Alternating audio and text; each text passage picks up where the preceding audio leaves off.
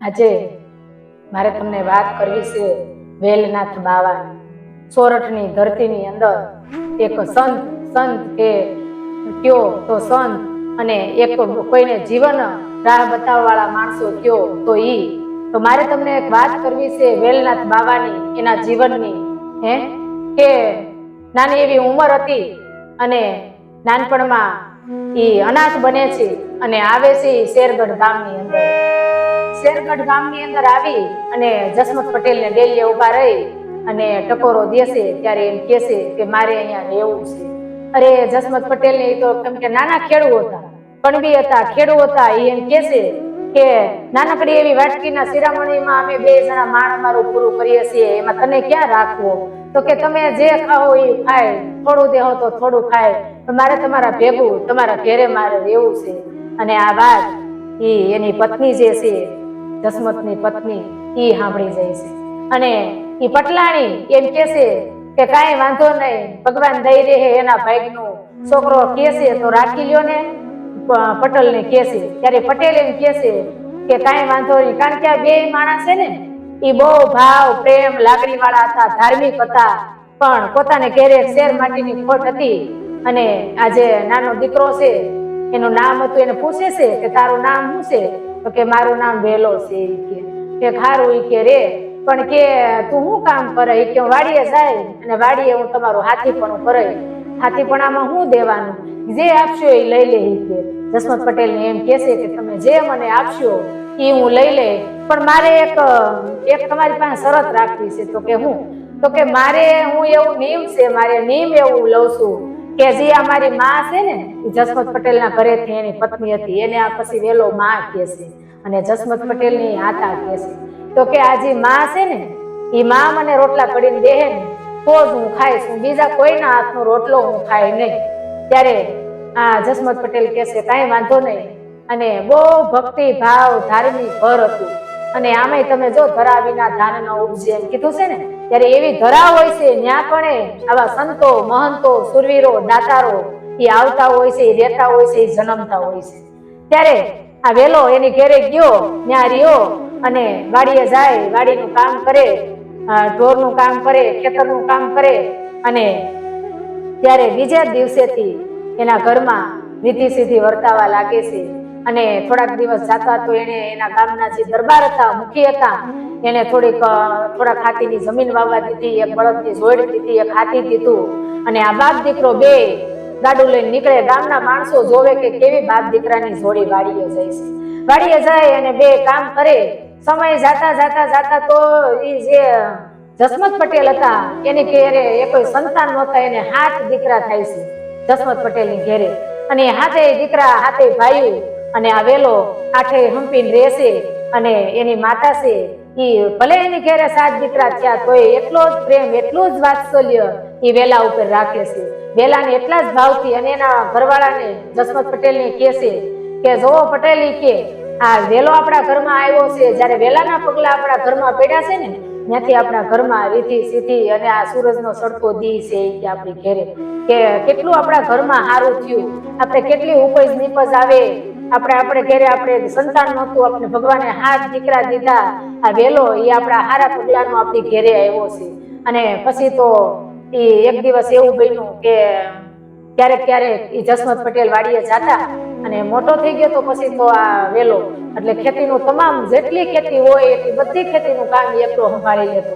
ત્યારે બન્યું એક દિવસ એવું કે એને ઘેરે આવ્યો, એ હાંજે એ જે વેલો છે એ ખેતર કામ કરી અને હાંજે ઘેરે આવ્યો, હાથ પગ ધોઈ અને વાળું કરવાનો ટાઈમ હતો, એટલે એનો ભાઈ છે એકાદો એમ કહેશે કે હાલો વેલાભાઈ આપણે વાળું પાણી કરી લઈએ। તો કે આમ જોયું બધે, કે કેમ માં ક્યાંય દેખાતા નથી, એટલે કે હાલો ની પેલા આપણે વાળું પાણી કરી લઈએ। કે નહીં, મારી માં ક્યાં છે? કે પછી ના પાડે છે કે મારે વાળું નથી કરવી, મારી માં ક્યાં છે, માં ક્યાં છે? ત્યારે જસમત પટેલ છે એ વેલાનું બાવળું પકડી અને બાજુના ઓરડામાં લઈ જાય છે, અને ન્યાય એની માતાનું શબ પડ્યું છે। ત્યારે એમ કહેશે કે નહીં, મારી માં મને રોટલો કરીને દે તો જ મારે રોટલો ખાવો છે। એની માને બાજી પડે છે, ગળે બધ ભરી જાય છે, ને એમ કહેશે કે માં તું ઊભી થા, મારું નિયમ છે કે તું મને રોટલો કરીને દે તો જ હું ખાય, તું ઊભી થા, તું મને ખાવાનું દે। ત્યારે એ આળસ મળી અને એની માતા છે, એની માં છે, જસમત પટેલની પત્ની છે, એ ઊભા થયા અને પેલા કીધું જસમત પટેલે કે મારી માને શું થયું છે? તો કે સાણાના મોઢવામાં સાણા લેવા ગયા હતા ને તે એને એરું આપડી ગયો છે. તો એ ઊભા થયા પણ વેલો બાવાને દેખાડવું નથી કે આ મારું સત છે, મારા કારણે થયું છે. તો એમ કેશે કે માને કાંઈ એરું આપ્યો નહોતો, થોડાક ચક્કર જેવું આવ્યું હતું અને માને પડી ગઈ હતી અને તમે એવું માની લીધું કે માને એરું પડી ગયો છે. કાંઈ નહોતું થયું માને. અને એની માં એ જીવતી થાય છે અને એને જમાડે છે. હવે સમય જાતો ગયો અને દરરોજ તો દરરોજની જેમ ખેતર જાય, ઢાંઢા લઈને જાય, ગાડું લઈને જાય, ખેતરનું કામ કરે અને પ્રભુનો આરાધ, હરિનો આરાધ કરે. અને ત્યારે એક દિવસ બન્યું એવું કે આડોશ પાડોશના માણસોને એની ઈર્ષા બહુ આવતી. તો કોઈ આવી અને કાંઈક ને 2-3 દિવસે ને 2-3 દિવસે જસમત પટેલને કીધા કરે, આ વેલો છે ને એક દિવસ તમારું બધું વેસી નાખશે. એ કે તમારે ઘરમાં કાંઈ નહીં રેલ. કે કામ શું થયું બાપા? એ કે ઈ તો વાડીએ જઈને ચેટે ઉભો રહેશે અને કાંઈ ખેતરનું કામ કરતો નથી. એ કે ના ના, મારો વેલો એવું ન કરે, વેલો કામ બહુ કરે છે. એ કે પાછું કોકે કીધું એવું 2-3 વાર કીધું ને આપણે કહીએ છીએ ને કે અતિની કોઈ ગતિ નથી હોતી. એટલે ક્યારેક ક્યારેક કોઈક માણસો આપણા કાનમાં એ વાત નાખવા માંડે ને આપણને સાચું મને લાગવા કે આવું હશે. અને એ ગયા જોવા, સતના પારખા નથી હોતા. અને ગયા જસમત પટેલ વાડીએ ગયા તો પાણીની ભંભલીને ઓસીકું બનાવી અને એ વેલો બાવો શેઠે ઉતાશે અને ખેતરની અંદર લાકડાની કોદાળી હાથે હાથે ઉલળી અને હાથિયું હુડાતી હતી. તેથી એને હાથિયું હુડવાનું કામ હતું.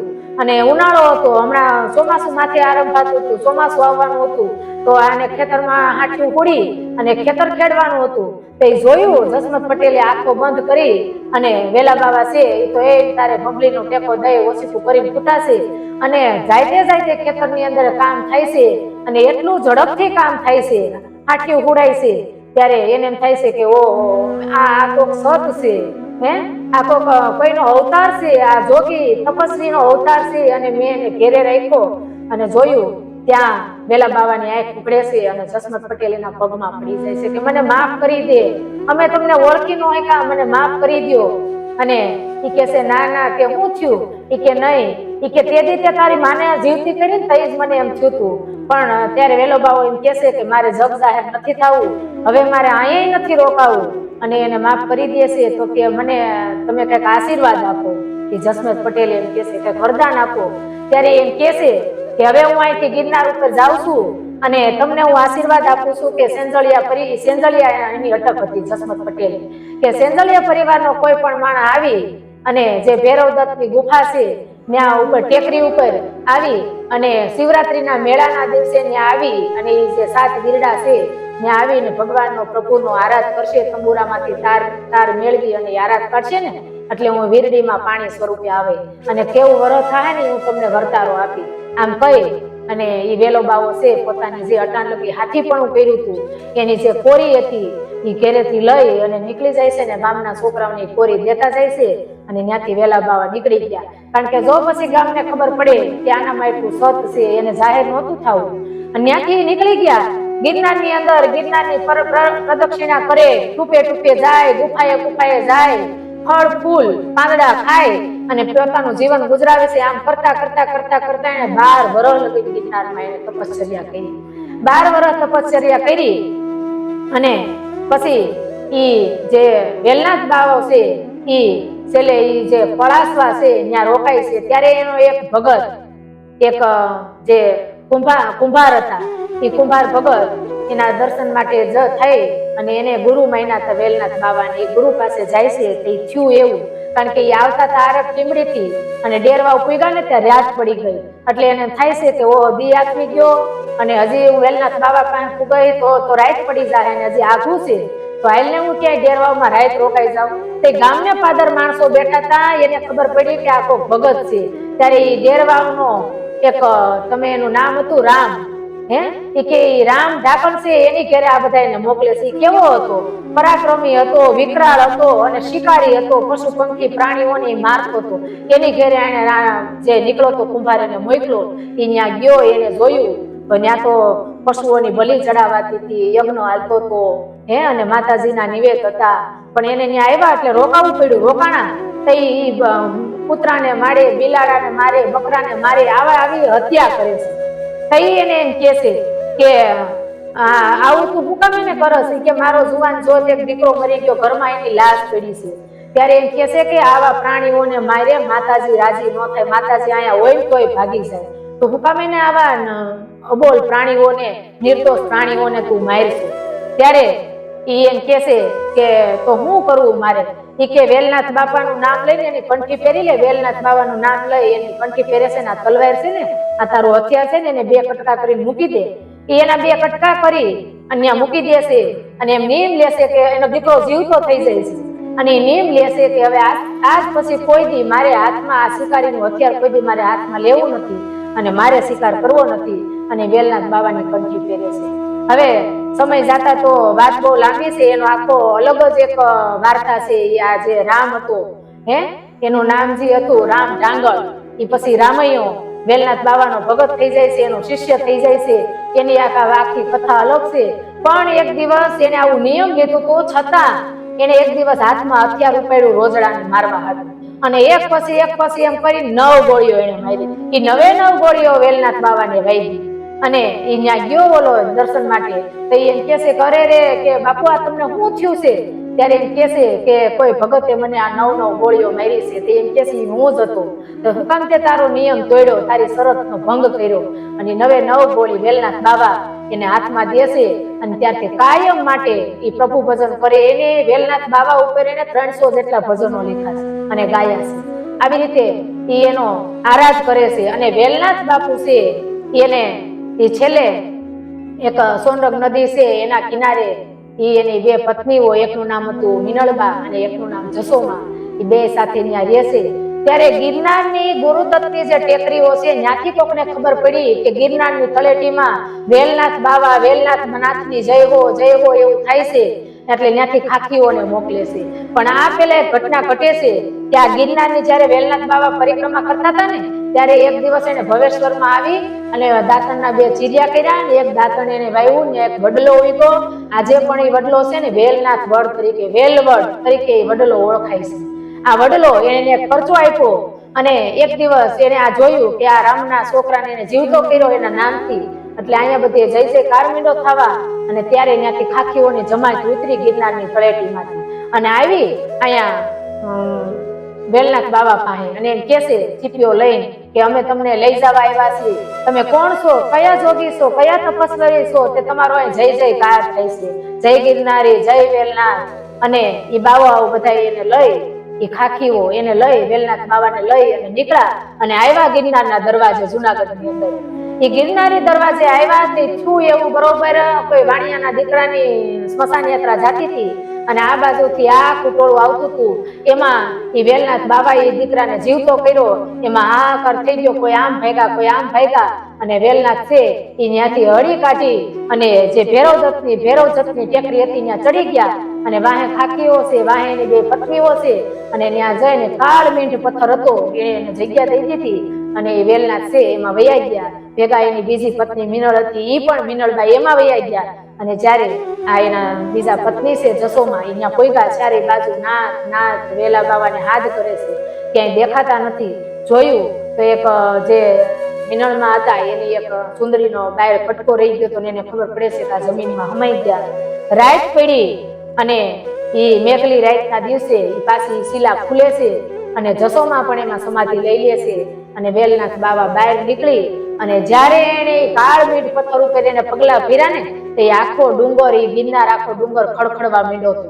એની જે ચાકડીઓ હતી પગની એવા તો એના શિલા ઉપર એના પગલા પડ્યા અને એમ વેલનાથ છે એ છેલ્લે એ ગિરનારની અંદર રહી જાય છે. ગિરનારની અંદર એનો જે સમાજ છે ત્યાં એટલી જગ્યામાં એ રહી ગયા અને આજે પણ એના પરચાઓ છે.